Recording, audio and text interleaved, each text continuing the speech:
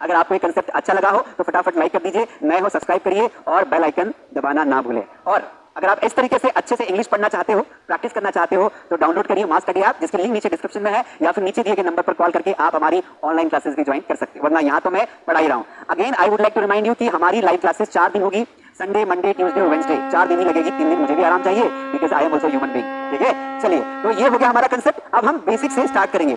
तो सर आज पढ़ाने क्या वाले हो? देखो भाई, आज मैं पढ़ाने वाला हूँ एक बहुत बड़ा कंसेप्ट। आज मैं आपको पढ़ाऊंगा डेमोस्ट्रेटिव प्रोनाउन। आप पूरे कंसेप्ट को एक बार में समझ लेना। कितनी बार में? एक बार में। सर एक बार में नहीं आया तो डबल समझा दूंगा, है ना, समझाना तो पड़ेगा। तो डेमोस्ट्रेटिव प्रोनाउन मैंने आपको बता दिया। आज हम इसमें कितने वर्ड्स पढ़ने वाले हैं? आज हम इसमें पढ़ने वाले हैं 4 वर्ड। इनकी प्रैक्टिस भी करवाऊंगा और लास्ट में प्रैक्टिस शीट भी दूंगा। देखो, मैंने आपको बताया था डेमोस्ट्रेटिव का मतलब होता है डेमो, दिखाने वाले वर्ड्स, यानी कि जो दिखावा करते हैं, दिखावा या ऐसे वर्ड जो किसी न किसी चीज का क्या करते हैं, इशारा करते हैं। ये 2 वर्ड को समझ लो।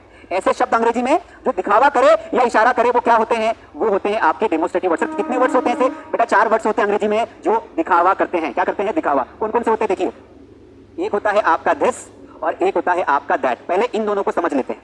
देखो, ये दोनों ही जो वर्ड्स होते हैं दोस्तों, दिस और दैट, इनका इस्तेमाल, ये दोनों ही जो है, इनका इस्तेमाल हम क्या करते हैं? एक वस्तु के पहले करते हैं। मतलब इसका भी एक वस्तु के पहले, इसका भी एक वस्तु के पहले। तो जो वस्तु पास हो या फिर जिसे हम छू सके, है ना, क्या सके? छू सके, ऐसी वस्तुओं के लिए हम क्या करते हैं? हम इसको ना ऐसे लिखते हैं। That would be much better. ऐसे लिखते हैं, आप समझ में ज्यादा अच्छे से आएगा। देखो, यहां पर मैंने लिख दिया ब्लैंक में दिस और यहां लिख दिया दैट। ये सारे नोट्स मैं आपको दे दूंगा, टेंशन लेने की जरूरत नहीं है। अगर आप मास स्टडी पे है तो सारी व्यवस्थाएं आपकी की गई है। आपको फ्री में पढ़ाऊंगा, आपको फ्री में नोट्स दे दूंगा, आपको फ्री में टेस्ट दूंगा, आपको फ्री में प्रैक्टिस शीट दूंगा। बस आपको अपना समय निकाल के, 1 घंटा निकाल के आपको जो है दोस्तों यहां पर देना है। इंग्लिश ना सिर्फ सोचने से नहीं आती है।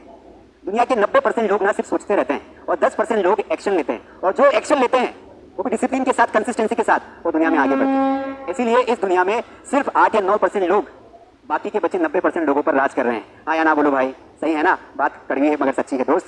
तो दिस, देखो, इन दोनों वस्तुओं का प्रयोग क्या करते हैं? इसका मीनिंग भी एक वस्तु के लिए होता है, इसका इस्तेमाल किसके लिए होता है? एक वस्तु के लिए। तो हम यहाँ पे लिख देते रूल। दिस का मतलब होता है यह, दैट का शाब्दिक अर्थ होता है वह। नियम क्या बोलता है? एक वस्तु बताने के लिए एक वस्तु मतलब ऑब्जेक्ट जो पास हो, क्या हो? जो पास हो। पास की वस्तु एक होनी चाहिए, तो आपको दिस लगाना है। और यहां पर देखिए, एक वस्तु को बताने के लिए करते हैं एक वस्तु जो क्या हो? जो दूर हो। बहुत सिंपल सा कंसेप्ट है। दोनों का इस्तेमाल सिंगुलर सब्जेक्ट के साथ होता है। जैसे यह मेरी किताब है, यह मेरी क्या है? किताब है। कैसे बोलेंगे दोस्त? बहुत आसान है। सबसे पहले ये देखो कि किताब एक है या एक से ज्यादा है। अगर किताब एक है तो समझ में आ जाएगा कि दिस या दैट लगाना है। अब ये देखना है किताब पास में कि दूर में, तो बोलते समय डिपेंड करेगा ना, लिखे में थोड़ी समझ में आएगा। तो अगर यह लिखा है कि यह मेरी किताब है, तो किसी को हम किताब आसमान में तो नहीं दिखा सकते। हम ऐसे बोलते हैं ना कि ये मेरी किताब है, हाथ में रखते बोलेंगे ना कि ये तो मेरी किताब है। तो ऑब्वियसली किताब पास होगी, तो यहाँ पे दिस लगाना है। तो यहाँ पर हम क्या करेंगे? यह के लिए लगा देंगे दिस, और क्योंकि प्रेजेंट टेंस है तो प्रेजेंट टेंस में इज और आर का इस्तेमाल करते हैं। दिस इज, और मेरी किताब को बोलेंगे माई बुक। क्या बोलेंगे? My book. This is my book. अब उसी प्रकार अगर आपने ये बोला कि यह मेरी किताब है, तो आप ऐसा भी तो बोल सकते हो कि यह मेरा घर है, यह मेरा घर है। तो यह को क्या बोलेंगे? दिस। प्रेजेंट टेंस है तो इज लगाएंगे। और मेरे घर को क्या बोलेंगे? My home.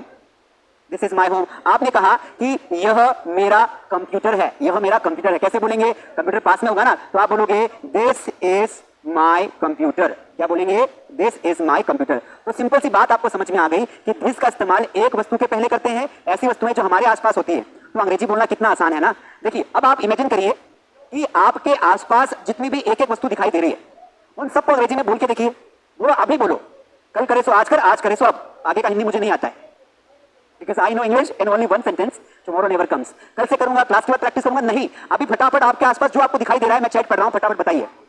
जैसे मेरे आसपास जो दिखाई दे रहा है, तो पास की वस्तुएं, देखो दिस का इस्तेमाल वहां करना है जो वस्तु एक हो और आसपास हो। जैसे this is mic, this is my jacket, this is my shirt, this is, नहीं ये 2 है तो नहीं होगा क्योंकि स्पेक्स अकेला नहीं होता है। This is my nose, this is my cheek, this is table, this is camera, this is pen, this is tubelight, this is a watch, this is my water bottle, this is my shirt, this is a fan, this is a roof, this is my mobile, this is my water bottle, this is my computer, this is my mouse, this is my pen box, this is panel. अब जितनी भी चीजें आपको दिखाई दे रही है अपने पास, सब बोलो बोलो। मैंने कहा था कि 5 मिनट में इंग्लिश सिखाऊंगा। दिस लगाओ, इज लगाओ, जो जो आपके पास है उनके अंग्रेजी में नाम तो आने चाहिए। अरे घड़ी को अंग्रेजी में वॉच बोलते हैं, ये तो आता है ना। अगर आपने अभी तक मास स्टडी ऐप डाउनलोड नहीं किया है, एक बार जाके ट्राई करो, आपकी काम की चीज मिलेगी। ऐप देखो, चैट में ऐप है, चैट में आपकी लिंक है, go and download mass study app. तो इस तरीके से फटाफट आप लोग दिस का इस्तेमाल कर लेंगे। तो अब आ जाते हैं दैट पर। मैंने आपको प्रैक्टिस भी करवा दी। अब देखो, दैट का इस्तेमाल हम तब करते हैं, दैट का इस्तेमाल हम तब करते हैं जब एक वस्तु हो और वो दूर हो, इतनी दूर कि हम उसे छू ना पाए, हम उसके पास अचानक से नहीं जा सकते। समझ में आया? मतलब 5-10 फीट के आसपास की वस्तु है तो वहां दिस लगाना है ना? 5-10 फीट के आसपास की वस्तु तो वहां क्या लगाना है? दिस लगाना है। लेकिन कोई ऐसी वस्तु जिसे हम छू नहीं सकते हैं, वहां पर दैट लगाना है। जैसे यहां पर एग्जांपल देखिए कि वह सुंदर चांद है या चंद्रमा है। नाउ अब यहां पर चूंकि कौन सा टेंस है? प्रेजेंट। अब इस वह के लिए आप ही मत लगा देना। मैंने आपको पहले भी सिखाया है कि ही और शी का इस्तेमाल केवल हम किसके लिए करते हैं? इंसानों के लिए करते हैं। लड़का हो तो ही लगाना है, लड़की हो तो शी लगाना है, बरोबर है ना? तो आपको क्या करना है? आपको यहां पर चंद्रमा है तो आपको यहां पर चंद्रमा तो दूर है, ऐसा तो है नहीं, चंद्रयान को भी जाने में 4-5-8 दिन लग गए। तो जो दूर की वस्तु है उनके लिए दैट लगाना है। तो आपने यहां पर दैट लगाया। अब दैट के बाद आपने ये देखा कि भाई कौन सा टेंस है। अगर प्रेजेंट टेंस है तो इज मार लगाना है। तो एक है तो इज लगाएंगे, चंद्रमा को क्या बोलेंगे? That is moon. अब आप चाहो तो दो भी लगा सकते हो क्योंकि प्लैनेट्स के नाम के पहले दो आता है। तो नहीं लगाओगे तब भी चलेगा, लगाओगे तब भी चलेगा, क्योंकि ग्रामर क्लास बिल्कुल नहीं है। ठीक है दोस्त, फटाफट लाइक कर दीजिए। चलिए फटाफट लाइक कर दिए। So that is a moon. अब ऐसी वस्तुएं हमें ढूंढनी है जो दूर है। जैसे मैंने कहा कि वह सूर्य है तो क्या बोलेंगे? दैट इज सन। अब जैसे है ना, कई बार हम बस में बैठे होते हैं, बस में बैठ के मामा के घर जा रहे हैं, रक्षाबंधन तो वैसे भी आ रहा है, तो बस में बैठ के पता है क्या बोलते हैं? अरे मम्मी मम्मी देखो ना, वो मेरी स्कूल है ना? तो आप अपनी मम्मी को क्या दिखाते हैं? स्कूल। आप बस में बैठ के क्या मम्मी स्कूल को छू सकती है, टच कर सकती है, जा सकती है? नो सर, बिकॉज बस चल रही है ना? तो फिर आप कैसे अंग्रेजी में बोलोगे कि वह मेरी स्कूल है ना? कैसे बोलोगे वह मेरी स्कूल है? कैसे बोलोगे? बताओ बताओ। वेरी गुड, काफी लोगों के आंसर्स आ चुके हैं। I like the people those who chat in the comment and they right beautiful comments. Class खत्म होने के और क्लास कल से रोज 8 बजे